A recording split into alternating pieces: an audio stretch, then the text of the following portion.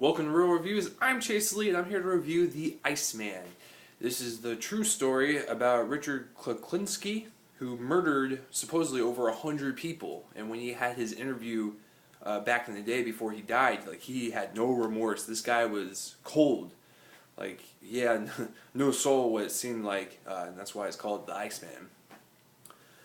I'm gonna get right into this because this is a pretty good movie to evaluate. All right, the directing. The directing is done very well. This movie time jumps between 3 decades, and it does a really good job in transitioning between all of them and making it seem like one fluid piece. Besides, like a jumpy, just doesn't make any sense or doesn't flow. So I give the props to the director on that. With that being said, he co-wrote it as well, and he did a really good job, getting mobster lingo down, and it just reminded me of a really old version of Goodfellas or something, which is good news for that because we'll get right into the acting right now. So the acting, Michael Shannon carries this movie. I'm gonna tell you that right now. This man, I told myself 10 years ago. I said, listen, this guy's gonna do something. He's gonna be big one of these days. He's a good actor. And he kills it in this movie. I'm not gonna lie, he just kills it straight up. He's a really good actor, and he portrays this mass mob murderer or contract killer to a T. He's terrifying. He is terrifying, and everyone else in the movie does really well. Chris Evans, Captain America, he's in this movie. Can't even tell who he looks like. Because he starts out with long hair and a goatee, and it's really weird. But that is the best role he has ever done. He does a really good job. Ray Liotta was great as always. There's some other surprise people in there that are gonna surprise you when you be like, is that person? And you're like, wow, that's cool. So cinematography. The cinematography is beautiful. It's like I said, it's a time jump between 3 different decades. The cinematography is it's almost like it's careful.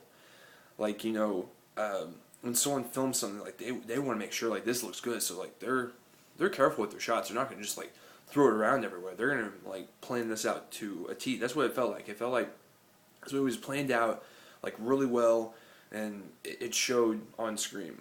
The editing and sound effects. The editing, it was edited very well for a nicely paced movie. It's only an hour and 45 minutes. But there are some parts that, do drag on with some slow parts, but it doesn't really bother me that much because the suspense parts of the movie that grab you and that to me is worth it. Also, the music. The music is top notch. I haven't heard music this good since Drive, or I'm trying to think of another one. Place Beyond the Pines has some good music. Yeah, it had some really good music, but this one had really haunting music for Michael Shannon's character, and it worked. It was terrifying. I loved it. It kind of reminded me of Hannibal Lecter music. It just it would kind of play, and you just stare at him, and he just creeps the hell out of you. That's the power of acting, my friends. So The Iceman, overall, I gave it a solid 8 out of 10. You know what? I'm gonna bump it up to an 8.5. This is a great movie. It actually is one of my favorites of the year so far. The Iceman and The Place Beyond the Pines are my favorite films of the year so far. Michael Shannon is beast. You need to go see this if it's playing around you. I think you'll enjoy it. It just reminds me of Goodfellas and Casino and those old Scorsese mobster movies. But I really love this one. So a solid 8.5 out of 10. If it's around you, go see it. If you've seen The Iceman, comment in that place. It's right below my face. If you want to see it, tell me about it. If you like Michael Shannon, or you even know who Michael Shannon is, let's discuss, because he's one of those underrated actors. So thanks for watching Real Reviews. I'm Chase Lee, and tune in next time for whatever I review next in the independent movie section. So hope it's as good as Iceman. Alright, bye.